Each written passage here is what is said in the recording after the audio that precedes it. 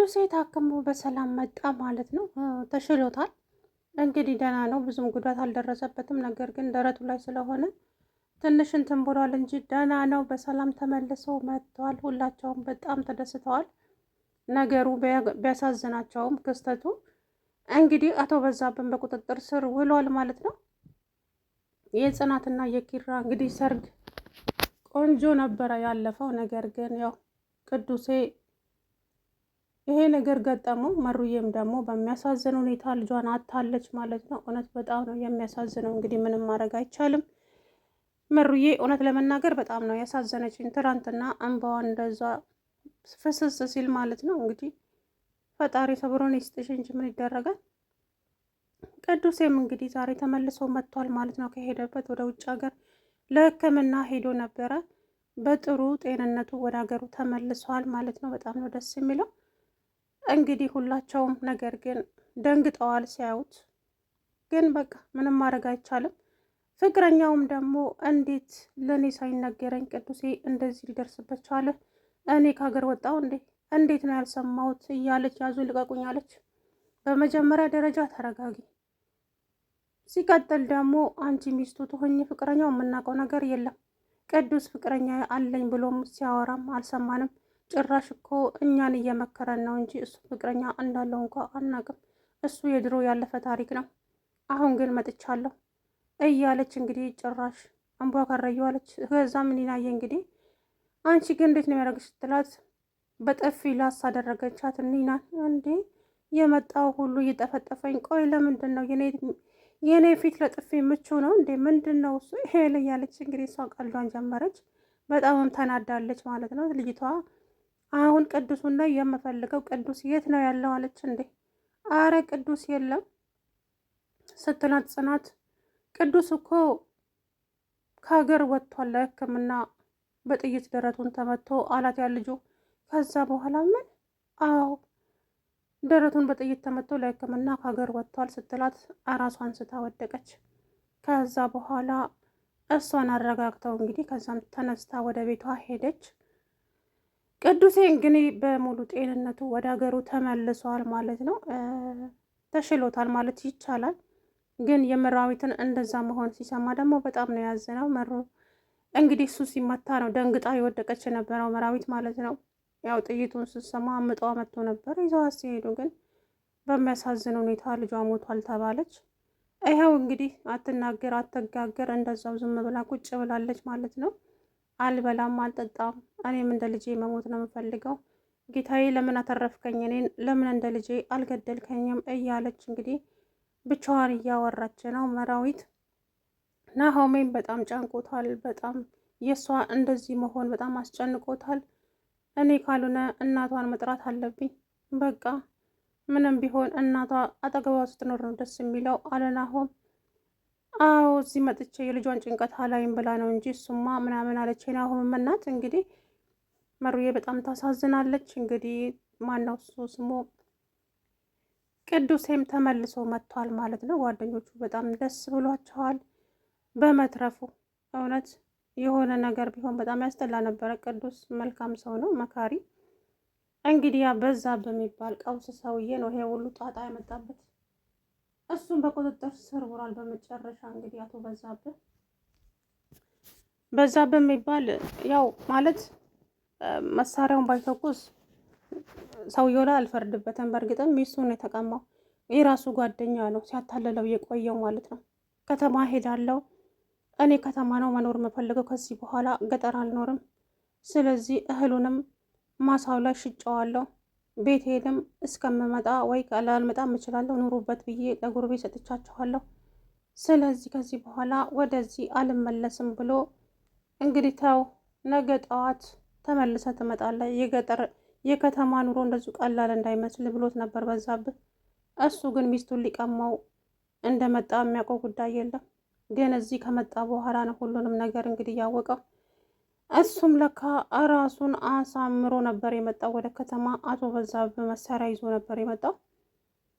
እንዴት ሚስቴን ትቀማኛለህ? ጭራሽ አንድ አይነት ልብስ ለብሳችሁልኛላ? ልትጋቡ ነው እንዴ? አንተ እንዴት ጓደኛህን ትከዳለህ? ቆይ ተሰማ፣ እኔ ላንተ እንደዚህ ነበርኩ? ምን አይነት ከሃዲ ነህ እያለ ተው በዛብህ፣ እንደዛ አይደለም እንደዚህ አታድርግ እያለ ሲለምነው እንግዲህ ቅዱስ ተነሳና ተው እንጂ አንተ ሰውዬ፣ ቆይ ምንድን ነው የምትፈልገው? እባክህን ረፈ ሲል አንተ ዝም በል ብሎ እንግዲህ እሱ ላይ ተኮሰበት። በዛ መሀል ነው ችግር የተፈጠረው። መሩዬም በዛ ሰዓት ነው እንግዲህ ምጧ የመጣ የነበረው። መሩና ቅዱሴ ሰላም በመሆናቸው እውነት በጣም ነው ደስ ያለኝ። እሱም ወደ ሀገሩ ተመልሶ መጥቷል። መሩዬም ደግሞ እንግዲህ እንደዛው እንዳያቸዋት ነው። በጣም ነው የምታሳዝነው እውነት ለመናገር እንግዲህ ብዙ ነገር ተብላለች በዛ በእርግዝና። በተለይ የናሆም እናት በጣም ብዙ ነገር ነበር ያለቻት። ያ ፈጣሪ እንግዲህ ሲፈቅደው ነው ሁሉም ነገር የሚሆነው፣ አልፈቀደውም። ብቻ በጣም አሳዝናኛለች። እንደዛም በዋ ሲረግፍ ማለት ነው ትላንትና። ምንም ማድረግ አይቻልም። ሰላም ውድና የተከበራችሁ የቻናል ቤተሰቦች እንዴት ናችሁ? ደህና ናቸው? አለው ደህና ነኝ። እንግዲህ ቅዱስ ታክሞ መጥቷል በሰላም ማለት ነው። ወደ ሀገሩ ተመልሷል። ሁላቸውም ደስታቸውን መቆጣጠር አቅቷቸዋል ማለት ነው። እንግዲህ ደስ ብሏቸዋል። ምክንያቱም በሰላም ወደ ሀገሩ ስለተመለሰ በህይወት ስላለ ማለት ነው። ሁሉም ነገር አልፏል። ሰርጉም በስነ ስርዓት እንግዲህ ተጠናቋል ማለት ነው። አሁን ድራማቸው ወደ መጠናቀቁ ደርሷል። ምክንያቱም የሚመራሚትም ልጅ ተወለደ፣ ሞተ።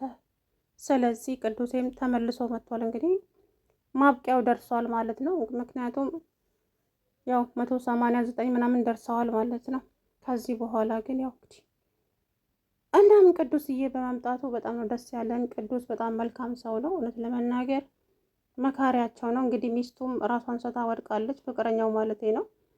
ኒናዬም ደግሞ የመጣው ሰው ሁሉ እጁን ላይ እያሳረፈ እኔ ምንድን ነኝ?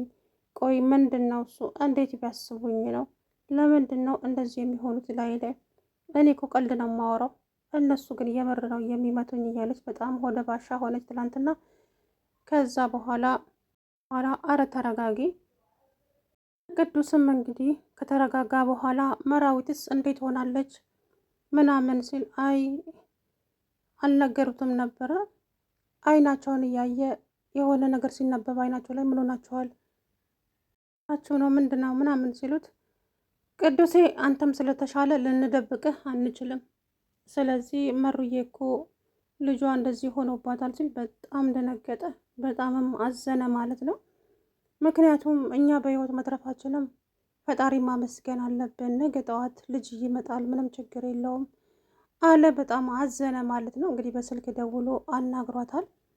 ናሆሜ የቅዱስ ሰላም ሆኖ መምጣት በጣም ቢያስደስተውም የሚስቱ እንደዚህ መሆን ደግሞ በጣም አሳዝኖታል ማለት ነው። እሷ ግን በጣም ነው ያዘነችው። በጣም ልቧ ተሰብሯል።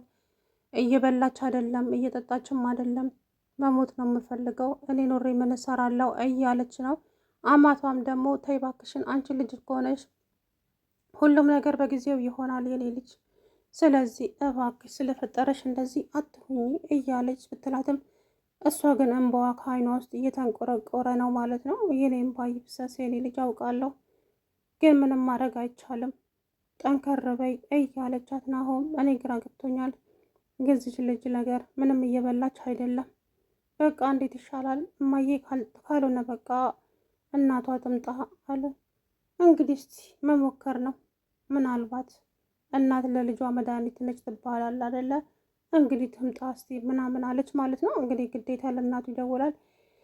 የናሆምም አባት ደግሞ ልጄ የሆነ ነገር ሰው የሆነ ነገር ሲያደርገው በህልሜ አይቻለሁ እያለ ነበረ ማለት ነው። ለልጄ ልደውልለት ሜጄ ልጄ ማየት አለብኝ ስልም አረ ተረጋጋ፣ ምን ሆነሃል? አሁን በዚህ ሰዓት ልታስደነግጣቸው ነው እንደምትሄደው? ስልክ ልደውልሽ አይሆንም ማለችው ማለት ነው አለምዬ። እንግዲህ ናሆሜን በጦር ሲወጉት አየው ምናምን እያለ ነበር ሰውየው ማለት ነው። ናሆም ያው ወደ ሳሎን ይዟት መጥቶ ሶፋ ላይ አስተኝቷታል መራዊትን። ሰኒዬም ቡና እያፈላች ነበረ ማለት ነው። ያው እሷና ጆከርም ደግሞ ጆከር ሰኒን አፍቅሯታል፣ በዛው ሰኒን አፍቅሯታል። ግን ያው አስተያየቱ ምናምን ነገሩ እና እሷም ይመስለኛል አላቅም፣ ብቻ የሆነ ነገር አቀራርቧቸዋል። አጋጣሚ ሰዎችን ያገናኛል የሚባለው እውነት ነውና እንግዲህ እሷ ደግሞ ብቻ ውስጧ ጥሩ ነገር ሰበ አይደለም ማለት ነው። እንግዲህ እሷ በህይወት መትረፏ ራሱ እውነት አንድ ነገር ነው መርብዬ ማለት ነው። በህይወት ስለተረፈች ብቻ በጣም ደስ ብሎኛል እኔ ማለት ነው። ምክንያቱም ልጅ ናቸው፣ ሁለቱም ይወልዳሉ። ግን እሷ የሆነ ነገር ብትሆን የዘላለም ስብራት ነበረ ለሱ ማለት ነው ለናሆሜ። እንግዲህ ቅዱሴን በሰላም ታክሞ ስለመጣ እውነት ደስ ብለውኛል ማለት ነው። በዛብህም እንግዲህ በቁጥጥር ስር ውሏል። ለጊዜው ያው ለጊዜው ነው፣ ያው ከጊዜ ብዛት ይለቁት ይሆናል። ሚስቱም እንግዲህ ከተሰማ ጋር ተያይዛ የት እንደሄደች አይታወቅም። እንጂ ብርቄ ማለት ነው። ተሰማ እሷን ፈልጎ ነው የመጣው ከተማ፣ እህሉን ሽጦ ቤቱን ለሰዎች ሰጥቶ ምናምን ነገር ወደ ገጠር አልመለስም። አቶ ተሰማ አቶ በዛብህም ደግሞ ሂድ የእስካት ገንዘብ ስታራግፋት እና ስጨርስ ወደ ገጠር ተመልሳ ትመጣለህ። አይ በዛብህ ትቀልዳለህ እንዴ? መቼም ወደ ገጠር አልመለስም እኔ በቃኝ ብዬም አይደል እንዴ ወደ ከተማ የሚሄደው። እባክህ ከተማ ሽታዋ ራሱ ናፍቃኛለች፣ እስቲ ሄጄ ልያት እያለ እሱ ግን የእሱ ሚስት ጋር እንደመጣ አልተጠራጠረም ነበረ። ነገር ግን አዲስ አበባ ቀጥ ብሎ መጣቱ በዛብህ ሲመጣ ግን ያየውን ነገር ማመን አቃተው። በዛብህና ማነው ተሰማና ብርቄ አንድ ላይ ነበሩ።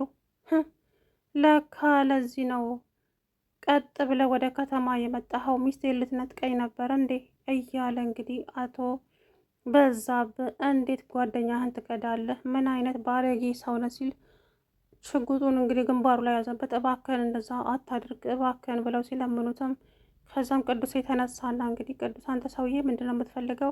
ከህይወታችን ውስጥ ለምንድን ነው የማውጣው? ዝም በላ አንተ ቃላባይ ብሎ እሱ ላይ ያነጣጠረበት ማለት ነው። እንግዲህ ልጁም ያልታሰበ ነገር ነው የገጠመው። በዛ መሀል እንግዲህ ብዙ ግርግር ተፈጥሯል። ለጊዜው እሱን ወደ ሐኪም ቤት ቢወስዱትም ወደ ውጭ ሀገር ሄዶ መታከም አለበት ተባለ። ያው ታክሞ በሰላም ተመልሷል። በጣም ነው ደስ የሚለው። ቅዱስ እንግዲህ በሰላም ተመልሶ ወደ ሀገሩ መጥቷል ማለት ነው። መሩዬም እንግዲህ ከህመሟ እንደምታገግም ተስፋ አለኝ ማለት ነው።